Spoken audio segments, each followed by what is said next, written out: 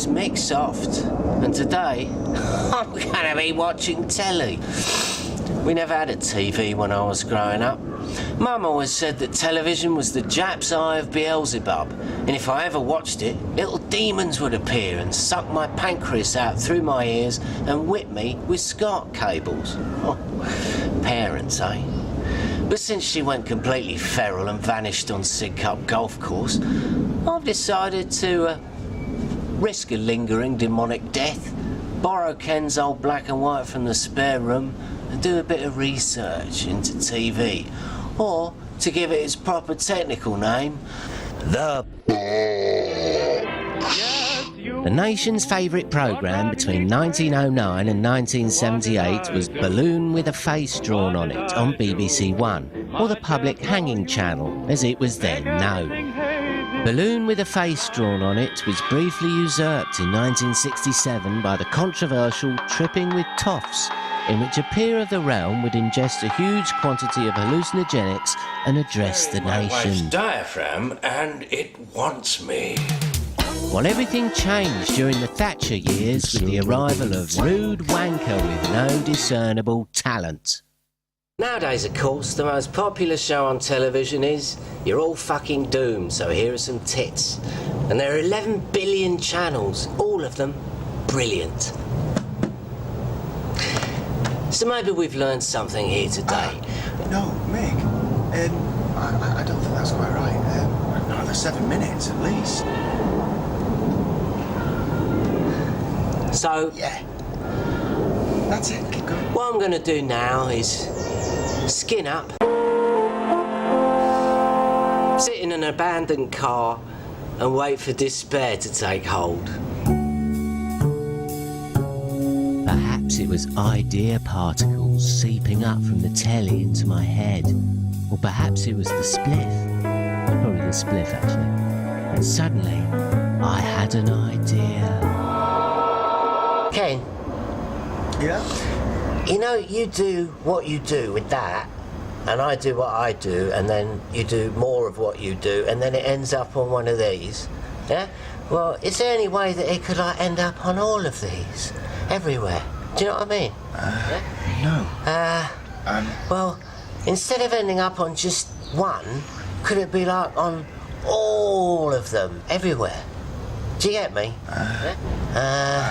Wait a minute. It took the entire afternoon, but I finally managed to get Ken to understand.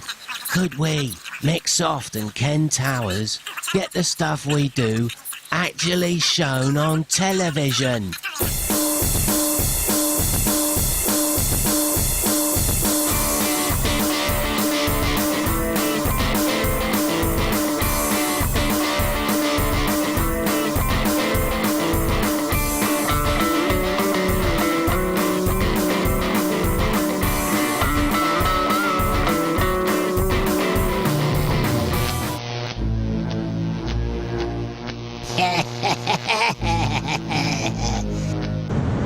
Here we are.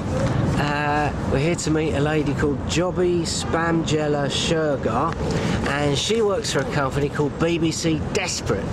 So, fingers crossed, eh? Jobby.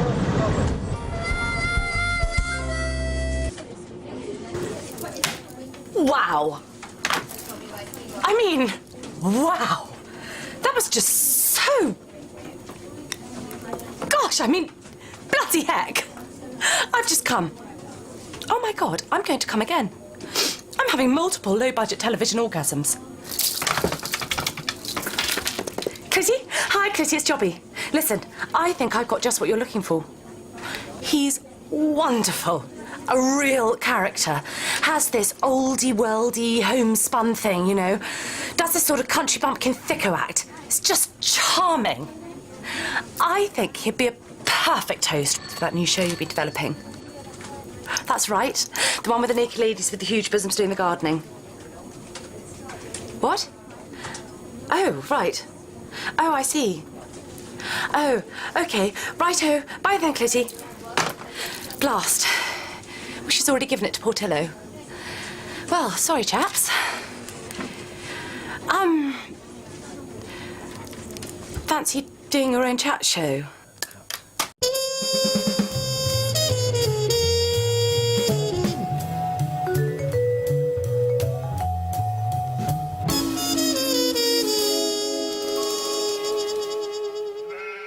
Good evening and welcome to the Soft Report.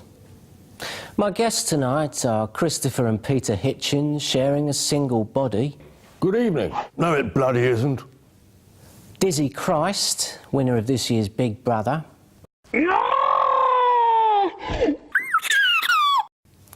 And Jermaine Greer's hair. Oh, shut up, you silly, silly man. Later on, we'll be discussing Salman Rushdie's latest novel and a CD retrospective of the Canadian singer-songwriter Neil Dead. But first of all, we look at the new exhibition at Trout Modern by Eric and Ernesto. Eric and Ernesto have been at the cutting edge of modern art since the 1960s with their controversial and often outrageous body of work. I talked to them at their studio in London's controversial East End. Women are wicked, you know. That's right. Oh, except for Miggy. Darling Miggy. We do love her. Yeah, but she's a bloody man, innit? Oh, well, now I don't know what to think. A Arsenal! Jermaine Greer's hair. What did you make of this exhibition? I thought it was juvenile. I thought it was brilliant. I thought it was like watching a fat gay shark being eaten alive by a group of weeping Samoans.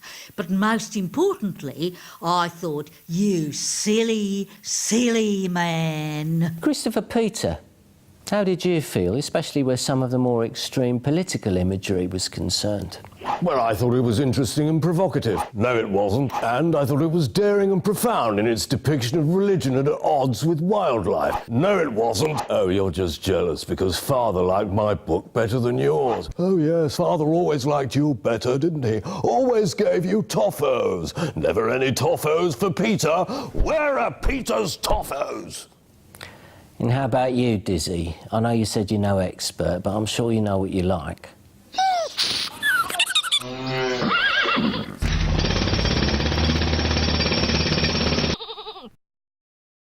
Thank you.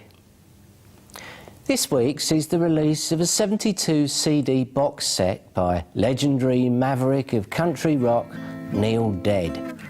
Here's a clip of the great man at his peak.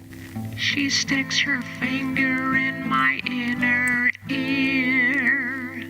It makes me gag, but I quite like it. She oils my eyebrows and makes them all shiny. And with her tweezers, she peels my nose. Oh, she is my angel. Personal hygiene. I've got ringworm on my balls. Neil Dead. So what did you make of this box set with all its outtakes and alternative versions? Perhaps I can come to you, Jermaine Greer's hair. Well, we all know that folk music is the new partial blindness, in the same way that country rock is the new corrective eyewear.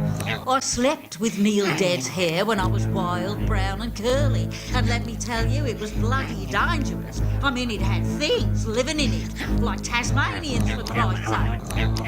Thank you. Finally tonight, we'll be discussing Salman Rushdie's latest novel, Why Are My Hands So Pudgy and Sinister? The action takes place in an Amish brothel.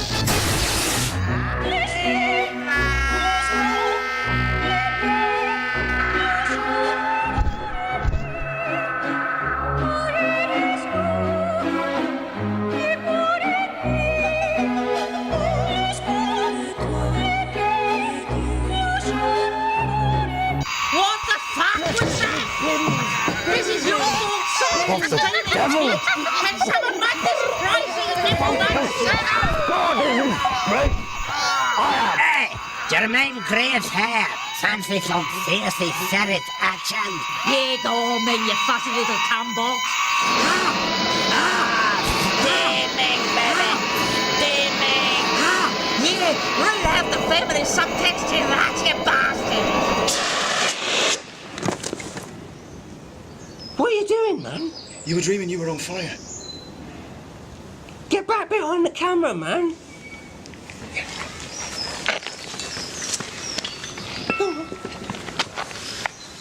So maybe we've learnt something here today. Maybe we've learnt that television can give you dreams, but it can also take those dreams away. That television itself isn't inherently evil, but everyone who works in it is. But mostly, what I've learnt is always listen to your mum. Even if she does eat roadkill, wear a sack and worship moss. I'll see you on the other side.